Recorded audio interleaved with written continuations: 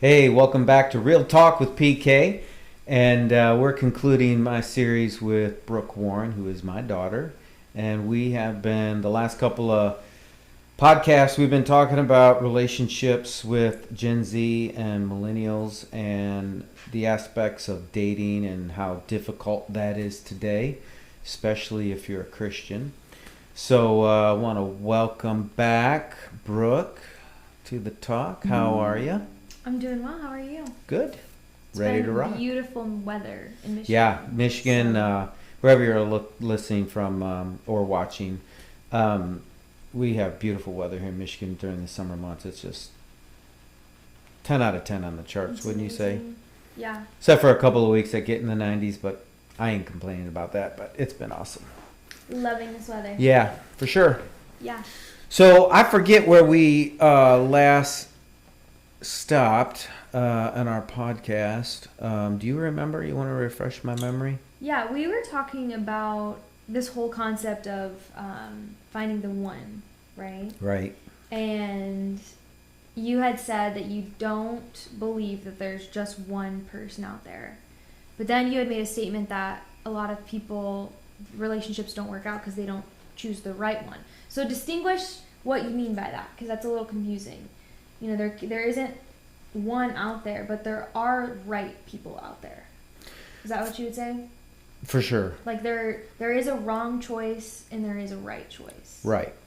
Correct. Is that There kind of there what is you're a trying to say? wrong and a right. There's a right and the left. We're not going to talk about that gosh. tonight.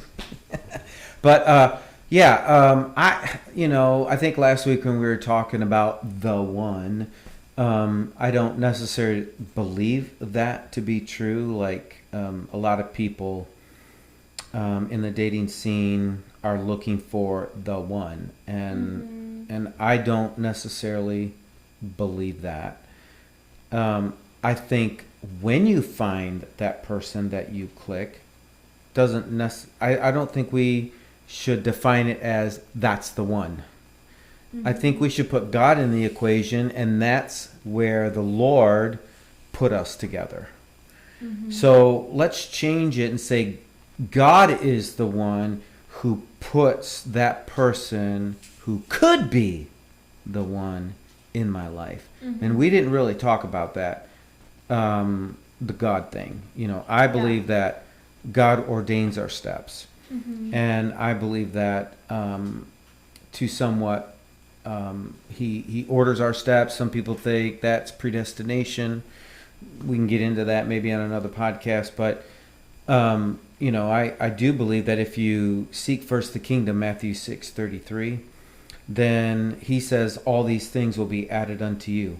Well, the all includes life in general, and that includes dating. So I think if you're seeking the Lord for your mate, I think he's going to lead you and direct you into the right path to find that person that would best fit you. So what would you say to someone that maybe they got married and then it's not as perfect as they thought it would be, right? Isn't that how it always goes? Yep. And they're like, what if I married the wrong one? You know, obviously what you just said kind of refutes that, but... Well, there's a lot in that. When I marry people in our church, and I marry lots of people, I always do counseling sessions. So it's 4 to 5 weeks, depending on how I lump it into the calendar. So I meet with them 4 to 5 weeks, 1 hour per session, and we talk about everything. We talk about their background, family history, family dynamics, finances, communication, sex. We talk about it all. I want to prepare the people that I marry to succeed in life. So we try to cover all of the topics that are pertinent to marriage and building a relationship. I also think that people should not marry within the first year. Now, I know some people do. Hot take. Yep, some people do. But I always tell people you should marry a full year, full season. Date for a full season. Date for a full season. So spring, summer, winter, and fall. Okay? And because people change, moods change, especially when fall and winter come in and it's cold and gloomy and gets dark early here. Depends on where you are, what state you're in. But typically all over the country, you lose that hour. We fall back, so it gets dark sooner, right? And so people fight depression during those times. Winter months are hard, especially if you're in the northern tier of the map, right? So I encourage that, and I think you really get to see the person that you're dating for a full season. And in that you're communicating, you're talking about your likes and dislikes. You're meeting the family by that time, hopefully within 6 to 8 months. You need to know the family dynamics. You need to know how, if you're dating a guy, how he treats his parents, his mom especially, because how they treat their parents is going to reflect in how he treats you. So there's a lot of dynamics there, and see, people don't think about that stuff, and they get infatuated with looks, Call it and rose-colored glasses. yeah, right? and then they get married, and 2, 3 months, 5 months down the road, they're like, this ain't the guy, or this isn't the girl that I married. She's so emotional. She's this, she's that. Oh my God, what's going on? I got sold a bill of goods. So, and likewise, girls say the same thing. Absolutely. All he wants to do is golf. All he wants to do is golf. It works both ways. Correct. It's just not on the female side. Yeah. It's men and women. So this is a problem, and especially I think it hits the church a lot because, they're a Christian. They love Jesus. But there's so many different theologies in the church. Yeah. And that's a big problem. And you need to understand their theology. I think that's why you have to date for a year. I don't care how much you like them or like her. She's the one. I don't care. You need a year just to work through and ask questions of where they are. Politically, socially, religiously, family. That's a lot that you got to cover. And you need a year to do that. Because once you get married, we in the church, we believe that it's for life. So divorce is not an option. It is, but it isn't. You know what I mean? It is for if there's abuse. Right. Yeah. Exactly. No one encourages somebody to stay in an abusive situation. That's not the ideal, right? Correct. You don't marry someone on their wedding day and hope that in 5 years they're going to be getting divorced. Exactly. Yeah. So that's why I think a year, at least a year. And you have these deep talks. You have these deep dives into what do you really believe? Are you pre-trib, post-trib, mid-trib? Do you believe in the tribulation? How about actually none of those? So we're talking about that in our church right now. So. I believe in the second coming. I don't believe in the rapture. Oh my gosh. Are you going to find a man? I don't know. I don't know either. I don't know. But, so there are lots of things that I think you got to talk about, and that's just, What do you think is... So you've counseled a lot of couples. Lots. And you've married a lot of people. Lots of people. And some of them are happily married, some of them not. Some of them are not together anymore. Yep. What do you think is the biggest, problem that you've noticed just watching all of the couples over the last 30 years that you've married? What do you think is the number one thing that, sets most people up for failure? Selfishness. Yep. How so?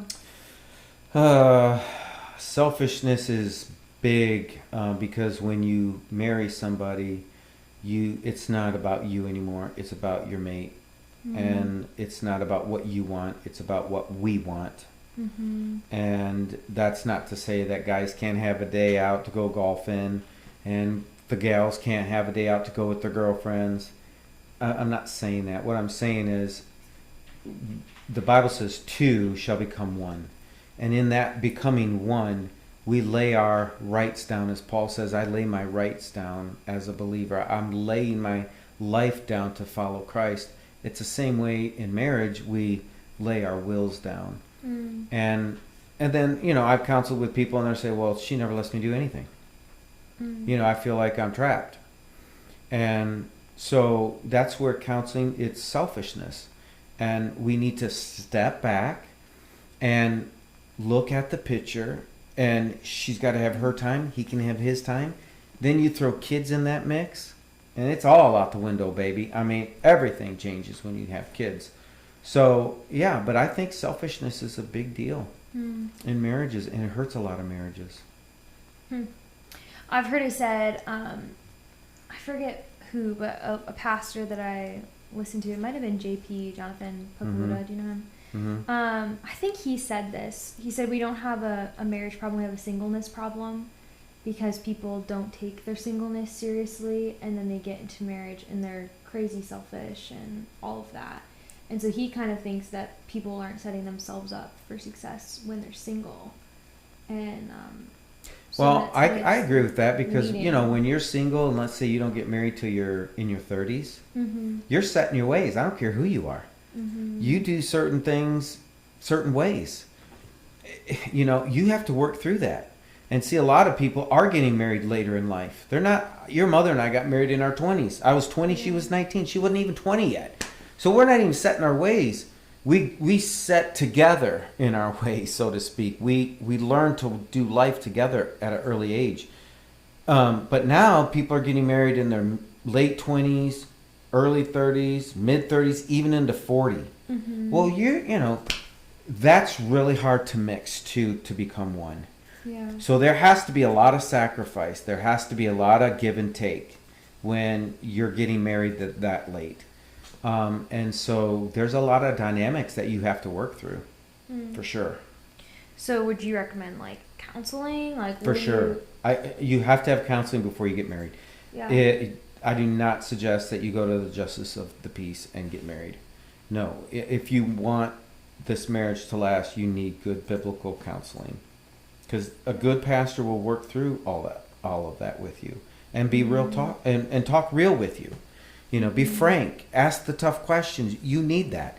And then it's only as good as honest as you are. Right? So it's important, that they get counseling for sure. That's good. Yeah. What would you say to someone who might be listening to this and they're like, well, shoot, I think I married the wrong person. Not the wrong one, because we're not blaming the one. Right. But what if someone's just like, man, this is really hard and I don't know if this is going to work, and what do I do? Well, the Lord can heal your marriage. And no matter where you are in your marriage today, God can heal it. And, that's where prayer comes in. And good counseling, biblical counseling. Get under a good biblical counseling, professional. And they can really, really help you with that. Don't give up on your marriage. Pray every day that God would give you strength and peace and encouragement and change you and change your mate. Because we always pray, change him, Lord. Just change him, God. Or vice versa, change her. And yet the person that really needs to change is us, right? And so it's Galatians 2:20. So I want to encourage people not to give up. And pray and ask the Lord for strength and wisdom and encouragement to heal your marriage, especially when kids are involved. It's devastating on the family, divorce is. And so, that's what I would do. And we're here to help. If you're here in this podcast and you come to our church and you're needing some help, then reach out to us. We're here for you. So it's so important. Yeah. That's really good. Yeah. Do you have any other thoughts on this topic that you wanted to... Well, we could talk about this topic, as the old saying goes, till the cows come home. But, I think this is a good start to our podcast. And I really believe that, what we talked about in these last 3 episodes can really help you make the right decision, find that person that is right for you. God, what I can encourage you, leaving you with this thought, is always pursue the Lord. And as you pursue the Lord, he pursues you and he'll bless you and you'll find the right person for your life.